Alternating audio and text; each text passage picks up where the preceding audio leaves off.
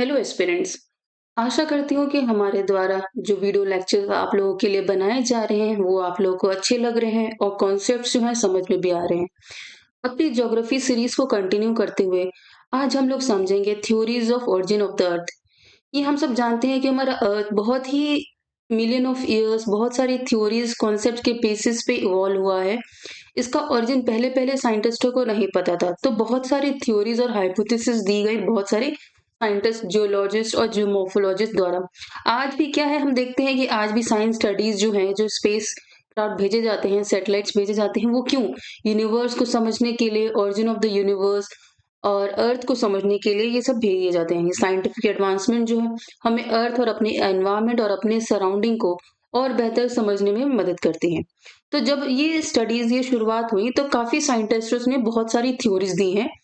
आज जो हमारे एग्जाम रिलेवेंट थ्योरीज हैं हम उन्हीं को देखेंगे, वन बाय वन करके देखेंगे कि अर्थ के ओरिजिन में कौन कौन सी थ्योरीज ने हेल्प किया और एक एक थ्योरी ने अलग अलग बेसिस डेवलप की, जिसकी वजह से ही आज हम कंक्लूड कर पाए हैं कि अर्थ हमारा कैसा दिखता है, कैसे बना होगा और क्या स्ट्रक्चर रहा है। तो इन थ्योरीज को अगर हम डिवाइड करने की कोशिश करें तो दो तरह की थ्योरीज होती हैं। सबसे पहले एक अर्ली थ्योरीज है और एक मॉडर्न थ्योरी है। ठीक है, early theories what were these are basically concentrated only about the evolution of the earth and the planets. मतलब ये सिर्फ अर्थ और प्लैनेट से रिलेटेड थी थ्योरीज। जिसमें अर्ली थ्योरीज कौन कौन सी आती है? गैसियस हाइपोथेसिस थ्योरी, फिर नेबुलर हाइपोथेसिस, बाइनरी थ्योरी और प्लैनेटेसिमल हाइपोथेसिस, या फिर जीन जेफरी टाइडल और हॉयले सुपरनोवा हाइपोथेसिस और स्मिथित। जो बिग बैंग थ्योरी है इसको हम मॉडर्न थ्योरी में कंसिडर करते हैं और ये बहुत ही इंपॉर्टेंट है क्योंकि ये वाइडली एक्सेप्टेड है about the origin of the अर्थ को, जो बहुत ही अच्छे से एक्सप्लेन करती है। उसके अलावा और एक दो तीन और थ्योरीज हैं और जो हम देख लेंगे। ठीक है, पहले मैं बताना चाहूंगी इनको, बस आप ये समझिए कि थ्योरी कहना क्या चाहती थी। बहुत ज्यादा इन डेप्थ में इनको पढ़ने की जरूरत नहीं है क्योंकि बस ये टॉपिक ये रहता है कि हाँ, ये थ्योरी आपको आ जाएगा कि इस थ्योरी में क्या कहा गया था, इस थ्योरी में क्या कहा गया था। बहुत ज्यादा क्रिटिसिज्म या इवेल्युएशन वो सब हायर स्टडीज के लिए है या फिर ऑप्शनल वाले बच्चों के लिए है। ठीक है, तो हम शुरू करते हैं थ्योरी से। अपना सबसे पहला जो थ्योरी आया था that was the gaseous hypothesis of Immanuel Kant. Immanuel Kant was a German philosopher. इन्होंने ये थ्योरी दी थी 1755 में और ये किसके ऊपर बेसिस थी? That was based on the Newton's law of gravity. He believed कि जो ओरिजिनल सब्सटेंस था हमारा यूनिवर्स में वो डिस्ट्रीब्यूटेड था। वो क्या था? सॉलिड सॉलिड पार्टिकल्स में इधर उधर डिस्ट्रीब्यूटेड था और वो मूव नहीं कर रहा था उतना, और ये कोल्ड था। ये लाइन आप याद रखोगे, can't believe that the original substance was initially distributed and was made up of cold unmoving solid particles. ठीक है, अब ये पार्टिकल स्पेस में ऐसे ही मंडरा रहे थे, घूम रहे थे। सो दे स्टार्टेड टू फ्रिक्शन, आपस में क्लैश करने लगे। और जब पार्टिकल्स क्लैश करते हैं, हमने देखा है हीट जनरेट होता है एक दूसरे के पीछे। जब कुछ मास कॉन्सेंट्रेट होने लगता है तो वो क्या है? रोटेट करने लगेगा। ठीक है, तो इसी एंगुलर मोमेंटम जनरेट हुआ because of this gravity and friction. The rotating cause the speed to increase. ठीक है, so on this basis he said eventually जो पार्टिकल्स थे आपस में क्या है? कोलेस करने लगे, कॉन्ट्रैक्ट करने लगे और रोटेशन करने लगे, जिसकी वजह से एक सेंट्रीफ्यूगल फोर्स क्रिएट हुआ और मैटर कंसंट्रेटेड हो गया, जिसकी वजह से क्या हुआ? स्मॉल स्मॉल पार्टिकल्स बने, फिर इवेंचुअली प्लैनेट्स और दूसरी दूसरी चीजें बनी। तो ये बेसिक हाइपोथेसिस थी इमैनुअल कांट की। ठीक है, इन्हीं इमैनुअल कांट को बेसिस बनाते हुए इनकी थ्योरी आप लोगों को समझ में आ गई। उन्होंने क्या कहा कि सब्सटेंसेस जो थे कोल्ड थे, अनमूविंग थे, सॉलिड पार्टिकल्स जो थे यूनिवर्स में डिस्ट्रीब्यूटेड थे, आपस में वो टकराने लगे, जिसकी वजह से पार्टिकल टकराए और एक वो पार्टिकल्स फॉर्म होने लगा धीरे धीरे धीरे धीरे। ठीक है, और ये लाइन आप याद रखोगे, contraction rotation in lowering temperatures resulted in the formation of small particles. Small small particles हुए, फिर और पास ग्रेविटी की वजह से पुल हुआ और धीरे धीरे करके अर्थ फॉर्मेशन हुआ। ठीक है, ये 1755 में आई थी। इसी को बेसिस बनाते हुए लैपलेस ने अपना नेपुलर हाइपोथेसिस दिया था। उन्होंने कब दिया? 1976 में। ठीक है, according to the nebular hypothesis the sun was encircled by a nebular nebula made up of primarily hydrogen and helium. अब उन्होंने क्या कहा कि पहले आप इस डायग्राम को देखो, जो कांट और नेबुलर हाइपोथेसिस के लिए आप सेम डायग्राम यूज कर सकते हो, क्योंकि इसने भी क्या कहा, गैस और डस्ट का एक नेबुला कंसीडर किया, ठीक है, ये क्लाउड बना, ठीक, ऑफ गैस एंड डस्ट, ऐसे करके क्लाउड फॉर्मेशन हुआ। फिर आपस में क्या, ये कॉन्ट्रैक्ट होने लगा गैस क्लाउड और फ्यूजन होने लगा, जिसकी वजह से क्रिएशन क्या हुआ, सन का क्रिएशन हुआ। ये पार्टिकल्स जो है आसपास में डस्ट और मॉलिक्यूल्स के, वो रोटेट होने लगे और डिस्क से फॉर्मेशन हुआ, ठीक है। फिर ये एंगुलर मोमेंटम की तरह ये रोटेट होने लगा, दिस डिस्क वाज क्रिएटेड, एक सेंट्रल मास क्रिएट हुआ जिसको उन्होंने प्रोटोसन कहा गया। और उसके बाद क्या, ये जब मास जो है सर्कल में रोटेट होता है तो क्या क्रिएट होता है, सेंट्रीफ्यूगल फोर्स क्रिएट होता है, ठीक है। और उसी के बेसिस पे क्या, जितने भी पार्टिकल्स आसपास रोटेट हो रहे थे, ये जैसे जैसे बहुत सारे पार्टिकल्स भी कंसंट्रेट होके एक एक प्लैनेट्स का फॉर्म ले लेते हैं, ठीक है। जैसे ये सेंटर में सन हो गया, उसके आसपास इतने सारे डेब्रीज हैं, ये रॉक्स मटेरियल हैं या फिर छोटे छोटे पार्टिकल्स हैं, ये आपस में कंबाइन हो गए और ये फॉर्म इनटू रिंग्स होने लगे और ये सन के चारों तरफ ये घूमने लगे। तो ये नेबुलर हाइपोथेसिस दिया था लैपलेस ने, ठीक है। अब इनके नेबुलर हाइपोथेसिस की ना क्रिटिसिज्म क्या बोला गया था कि इन्होंने ओरिजिन नहीं एक्सप्लेन किया कि ये आया कैसे, ठीक है। नेबुला का ये जो इन्होंने डस्ट पार्टिकल वगैरह जो बनाया, ये बनाया, इसका उन्होंने ओरिजिन नहीं दिया, ठीक है। दूसरा क्या था, it was enable to explain the source of nebula heat and motion. अब उन्होंने ये भी नहीं बोला कि ये जैसे ये रोटेट करने लगा तो इसका सोर्स उन्होंने नहीं बताया। इसका नेबुलर हाइपोथेसिस में क्रिटिसिज्म में क्यों लिखवा रही हूँ, बता रही हूँ, क्योंकि ये इंपॉर्टेंट है, ठीक है। तो उन्होंने सोर्स ऑफ हीट भी नहीं बताया, ठीक है। उन्होंने कहा कि ये बना, जो हमारा नेबुला बना था, ये था हीट, डस्ट और गैशियस बना था। जैसे कि सन में क्या है, गैस है, हाइड्रोजन, हीलियम है, उसी तरह ये भी है। बट हमारे आज के प्लैनेट्स अगर आप देखोगे, सारे गैशियस नहीं है, आधे जो हैं, कुछ ही प्लैनेट्स हैं जो जोवियन प्लैनेट्स है वो गैशियस हैं, सैटर्न, यूरेनस, नेपच्यून, वो सब गैशियस हैं। बट जो इनिशियल वाले प्लैनेट्स है वो टेरेस्ट्रियल हैं, तो इनका मटेरियल गैस का ओरिजिन नहीं लगता। इसका तो ये एक क्रिटिसिज्म हुआ था कि सारे प्लैनेट्स हमारे गैशियस नेचर के नहीं है, ठीक है। और उसने ये नहीं बताया कि सॉलिड पार्टिकल में जो प्लैनेट्स और satellite should rotate in the same direction as the nebula. पर ऐसा जरूरी नहीं है कि जैसा हमारा सन रोटेट करता है वैसा जरूरी नहीं कि हमारे सारे प्लैनेट्स भी रोटेट करते हैं। हम दूसरे प्लैनेट्स अलग डायरेक्शन से, अलग स्पीड और अलग मोमेंटम से भी रोटेट करते हैं, सबका डायरेक्शन सेम नहीं है, ठीक है। तो ये है नेबुलर हाइपोथेसिस, ये हमने देखा। अब इसके नेक्स्ट हाइपोथेसिस क्या है, बाइनरी थ्योरी और प्लेनेटेसिमल हाइपोथेसिस ऑफ चैम्बरलेन। 1900 में चैम्बरलेन एंड मोल्टन ने दिया था ये थ्योरी, ठीक है। According to this theory another wandering star approach the sun, ठीक है। अब इन्होंने क्या माना कि एक जैसे पहले से ही सन स्टैब्लिश था, उसके पास से क्या हुआ, एक और वॉन्डरिंग स्टार घूमता हुआ चला गया।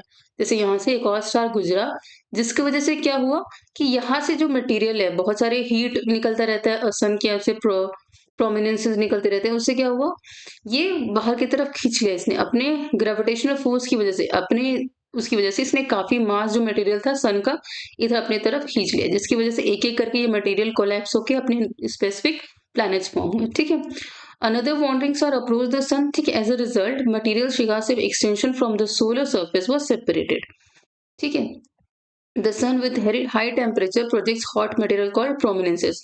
अब यहाँ सन के उभरे उभरे वो होते हैं, हाई टेम्परेचर के प्रोजेक्शंस होते हैं, मतलब बाहर की तरफ निकलते रहते हैं, क्योंकि अंदर हमने सन के स्ट्रक्चर में भी देखा है कि वो आता है, उबाल आता है और टेम्परेचर राइज होता है तो कन्वेक्शन करंट होता है, तो बाहर की तरफ वो हीट, मैग्मा और सोलर मास इजेक्शंस होते हैं, ठीक है। तो उसी को बेसिस बनाते इन्होंने कहा कि ये जो प्रोमिनेंस है उससे क्या हुआ, थोड़ा सा मटेरियल जो है सन का बाहर आया और अलग अलग प्लैनेट्स का फॉर्म हुआ, ठीक है। The particle of this material got coalesced to form planets, a lot of heat was generated in this process, ठीक है। अब उन्होंने यही बताया बाइनरी थ्योरी में कि दो स्टार की इन्होंने बात की थी, एक सन की और एक और स्टार। ये स्टार जो था वो आगे तरफ निकल गया और जो मटेरियल सन से बाहर निकला था वो अलग अलग प्लैनेट्स का फॉर्म लेते हैं, और ये क्योंकि ये सन के ग्रेविटेशनल फोर्स के इन्फ्लुएंस में रहते हैं, इसलिए ये सन के चारों तरफ ये घूमने लगे। तो ये थी बाइनरी थ्योरी या फिर प्लैनेटेसिमल थ्योरी ऑफ चैम्बरलेन, ठीक है। अब नेक्स्ट जो थ्योरी है वो है जीन जेफरीज टाइडल थ्योरी या फिर ग्रेविटेशनल थ्योरी। अब देखते हैं यहाँ पे भी उन्होंने दो लिया, gravitational force of two stars has resulted in the formation of our solar system. उन्होंने क्या कंसीडर किया, एक प्रिमिटिव स्टार था और एक इंट्रूडिंग स्टार था। The primitive sun is so early stage of the sun, ठीक है। इन्होंने प्रिमिटिव से किसको माना, जो हमारे सन का अर्ली स्टेज था, फिर intruding star in comparison to the primitive sun it was much larger, ठीक है। एक और उसके पास सन आता है, जैसे इस फिगर में आप देखोगे ये पहले से प्रिमिटिव सन था, एक इंट्रूडिंग सन आया जिसके पास से गुजरा। फिर then what happened? When intruding passed close enough to the primitive sun, hot gas tide rose at cigar-shaped gaseous particles were separated from the primordial sun when the intruding star was closest to it across the entire travel distance, ठीक है। पहले hypothesis जैसे binary theory में हमने देखा था, इन्होंने भी उसी को बेसिस बनाते हुए क्या कहा कि ये जो स्टार था वो वहां से गुजरा, इसके पास सबसे पास में आके, और यहाँ से क्या है टाइडल टाइडल हुआ, टाइडल इजेक्शन हुआ, तो यहाँ से मटेरियल क्या है बाहर की तरफ निकला, इसके अट्रैक्शन इसके फील्ड को अट्रैक्ट करते हुए, ठीक है। टाइडल अट्रैक्शन हुआ जिससे मटेरियल्स ये क्या हुआ अल्टीमेटली इस तरीके से ये प्लैनेट्स फॉर्म हुए, सेंटर में मोटा था जिसकी वजह से बड़े बड़े हमारे प्लैनेट्स बने सेंटर में, और साइड साइड में ये छोटे छोटे प्लैनेट्स बने। तो ये दिया था हाइपोथेसिस जीन और जेफरी ने। Because filament central sectors were bulgy, ठीक है, and had more gas material, bigger planets like Jupiter and Saturn were formed. On both the sides of filament, smaller planets were formed. ठीक है, तो ये उन्होंने hypothesis दिया कि ये बेसिस आप उसी को समझ सकते हो, एक एक करके थ्योरीज आगे आगे इवॉल्व होती जाती हैं, प्रीवियस जो थ्योरीज होती हैं उन्हीं को बेस बना के कुछ और न्यू इनोवेशन या अंडरस्टैंडिंग से ये नई थ्योरीज डेवलप की जाती हैं। बट अब इसमें क्या क्रिटिसिज्म हमने लिखा कि are made up of heavier atomic material, अगर ये सन से इवॉल्व होकर मटेरियल बने होते तो ये भी सन का कॉम्पोजिशन ही होता, हाइड्रोजन और हीलियम से बने होते सारे प्लैनेट्स, बट ऐसा नहीं है, हमारे सारे जो प्लैनेट्स हैं इनका कॉम्पोजिशन बहुत ही अलग है, अर्थ का, जुपिटर का, मार्स का। आप देखोगे अगर ये सन के कॉम्पोजिशन से बना होता तो ये हेवियर एटॉमिक नहीं होता, लाइटर एटॉमिक मटेरियल्स का बना होता, ठीक है। इसके ऊपर उन्होंने और कुछ एक्सप्लेन नहीं किया कि क्या प्रोसेस रहा, क्या मैकेनिज्म रहा, कुछ कंडेंसेशन का प्रोसेस आगे नहीं उन्होंने बताया, ठीक है। और दूसरा एक और चीज इसमें क्रिटिसिज्म क्या हो सकता है कि जो हमारा यूनिवर्स है उसमें स्टार जो है बहुत दूर दूर है, तो किसी एक इतने बड़े स्टार के पास एक और बहुत बड़ा स्टार आता है, तो जब इतना पॉसिबल नहीं है कि इसकी ग्रेविटी और इसकी ग्रेविटी ये एक दूसरे में कोलाइड ना हो, ठीक है। जो इनिशियल कोलिजन होना था वो हो चुका था, फॉर्मेशन ऑफ द स्टार्स हो चुके थे, तो वो दिखाता है कि इन्होंने सारे जो बड़े बड़े स्टार्स हैं इन्होंने अपना पाथ जो है अपना एरिया वो क्लियर कर रखा था अट्रैक्ट करके सारे मटेरियल्स का। तो इतने दूर दूर है सारे स्टार्स को, बहुत कम चांसेस है कोई दूसरा स्टार आके इंट्रोड्यूस करके यहाँ से जा रहा है, ठीक है। And they also did not give much information about this, ये जो इंट्रूडिंग स्टार जो आके निकल गया उसके बारे में कोई इन्फॉर्मेशन इन्होंने नहीं दी।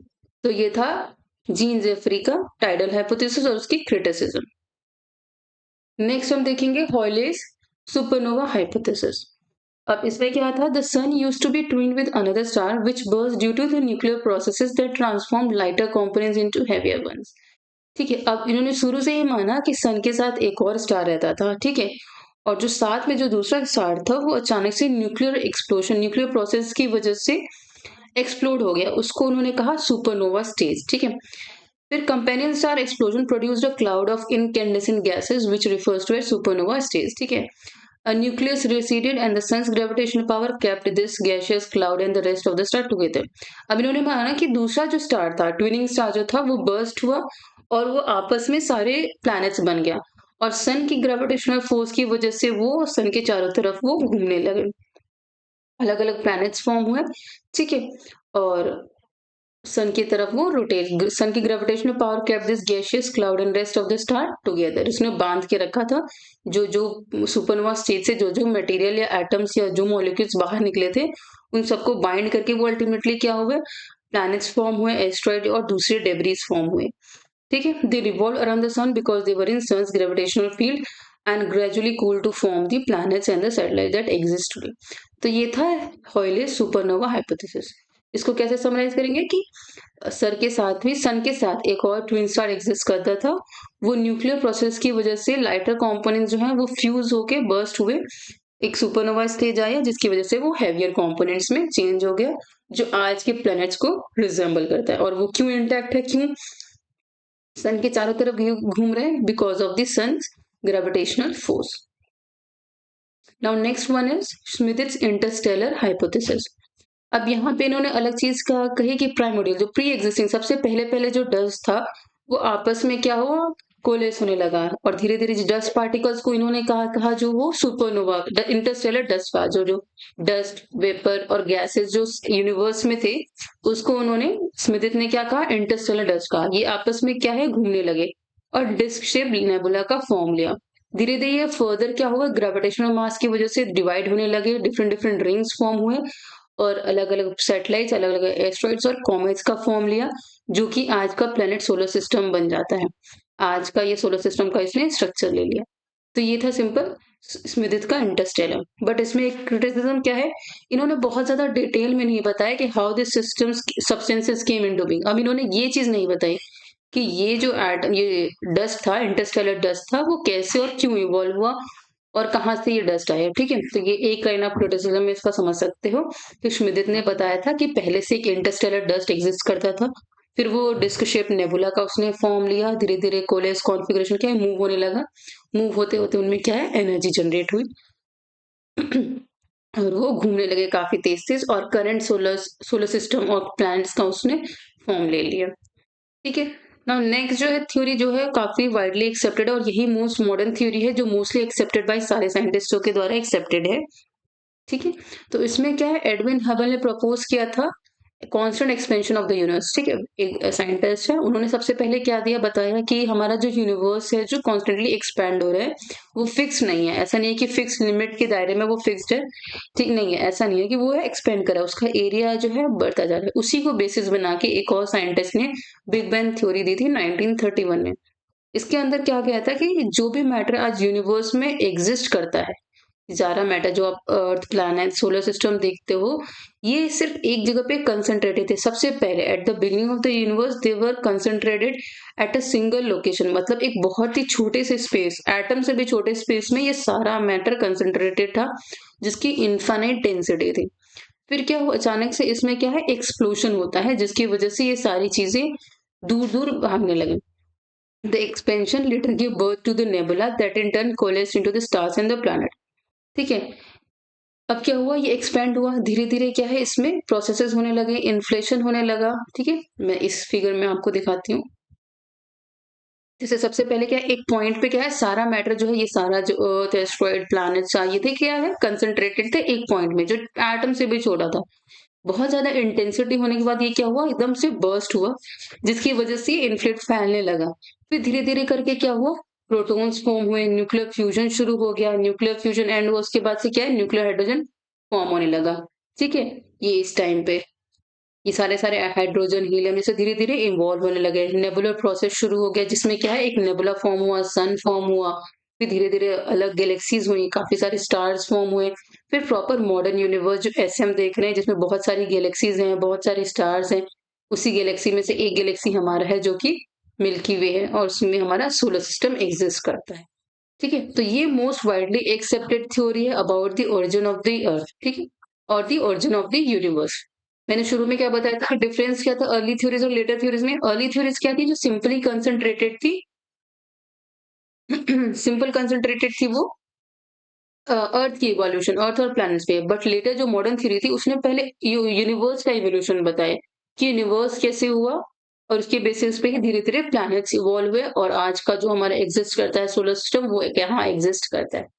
अब इन सब थ्योरीज के साथ-साथ कुछ-कुछ टर्म्स न्यूज़ में आ जाते हैं या कोई एग्ज़ामिनेशन में कोई भी वर्ड पूछ लिया जाता है, उसके लिए ये दे रखा है आपको ये चार्ट है। इसमें हर हाइपोथेसिस या थ्योरी के बारे में 1-1 लाइन दे रखा है। तो ड्यूलिस्टिक हाइपोथेसिस आया था it involves the interaction of 2 heavenly bodies. इसमें बात की गई थी 2 हेवनली बॉडीज़ जब इंटरैक्ट कर रही हैं, तब जाके हमारा यूनिवर्स और या अर्थ फॉर्म हुआ था। ठीक है? मॉडर्न हाइपोथेसिस में क्या है contemporary approach to understanding the origin of the earth modern hypothesis। Monistic concept में क्या होता है कि involve only one heavenly body in the origin process. यहाँ पे डुअलिस्टिक हाइपोथेसिस में क्या इन्होंने एक बात की थी 2 हेवनली बॉडीज की, पर जहाँ भी वर्ड है मोनिस्टिक कॉन्सेप्ट उसमें क्या है सिंगल बॉडी की बात करेंगे। फिर कॉमेट हाइपोथेसिस आया था proposes the role of comets in the earth formation. ये एक-एक लाइन आप याद रखोगे। गैसियस हाइपोथेसिस 1755 मैंने बताया था कि suggest the formation of gaseous cloud कि गैसियस क्लाउड बना उसके बाद ही हमारा अर्थ और अदर सिस्टम्स या प्लैनेट्स डेवलप हुए।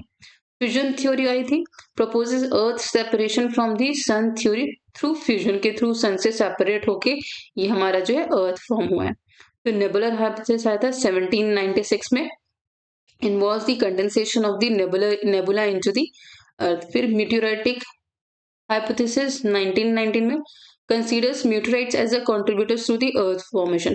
इन सारे hypothesis के बारे में बहुत डिटेल में नहीं जाना, बस ये समझिए कि इसने क्या कंसिडर किया कि अर्थ फॉर्मेशन में क्या चीज इंपॉर्टेंट थी। बाइनरी स्टार में मैंने आपको बताया था इंटरेक्शन ऑफ बाइनरी स्टार, मतलब दो स्टार्स को लेके फिर अर्थ का फॉर्मेशन बताया गया था। बिग बैंग थ्योरी 1931 में सबसे एक्सेप्टेड थ्योरी है और आज भी साइंटिस्ट इसी को ही मानते हैं यूनिवर्स के फॉर्मेशन और अर्थ की इवोल्यूशन प्रोसेस में। यही थ्योरी जो है हेल्प करती है या फिर एक्सप्लेन करती है बहुत अच्छे तरीके से। Suggest the earth origin from the aftermath of the big bang.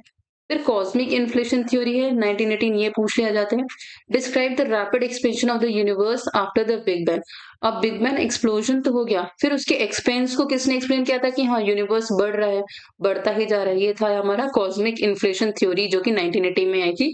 उसने हमें डिस्क्राइब करके बताया था कि हाँ यूनिवर्स जो है रैपिडली एक्सपैंड कर रहा है। फिर interstellar dust hypothesis proposes the role of interstellar dust, ये भी हमने देखा था। Planetesimal hypothesis such as the aggregation of small planetesimals to form the अर्थ। इसमें क्या है, छोटे छोटे पार्टिकल्स मिलके प्लैनेट जो पहले अर्थ बनाते हैं, प्रोटो प्लैनेट बन के फिर आज जो हमारा अर्थ है वो फॉर्म हुआ था। फिर tidal hypothesis considers tidal force in the earth formation. Tidal force किसके बीच में, एक सन और दूसरा जो इंट्रूडिंग प्लैनेट आ रहा था, इंट्रूडिंग स्टार आ रहा था, दोनों के बीच में टाइडल फोर्स हुआ जिसकी वजह से मटेरियल एक्सट्रैक्ट होके एक नए अलग से प्लैनेट्स फॉर्म हुए, 8 प्लैनेट्स। फिर supernova hypothesis proposes the involvement of supernova explosion. अब इसमें हमने देखा था कि एक ट्विन प्लैनेट है, ट्विन सन है जो एक्सप्लोड हो गया, जिसके बाद धीरे धीरे वो कंडेंस कोलेस होके फॉर्मेशन ऑफ करंट जो सोलर सिस्टम है, करंट प्लैनेट्स है वो फॉर्म करते हैं। तो ये सारे हाइपोथेसिस हैं और इम्पोर्टेंट हाइपोथेसिस मैंने आपको एक्सप्लेन कर दिए थे प्रीवियस स्लाइड्स में। तो होपफुली आप लोग को ये theory of evolution of earth या फिर थ्योरी जो इंपॉर्टेंट थ्योरीज है हमारे एग्जाम रिलेवेंट वो आपको समझ में आ गई होंगी। Thank you and have a good day.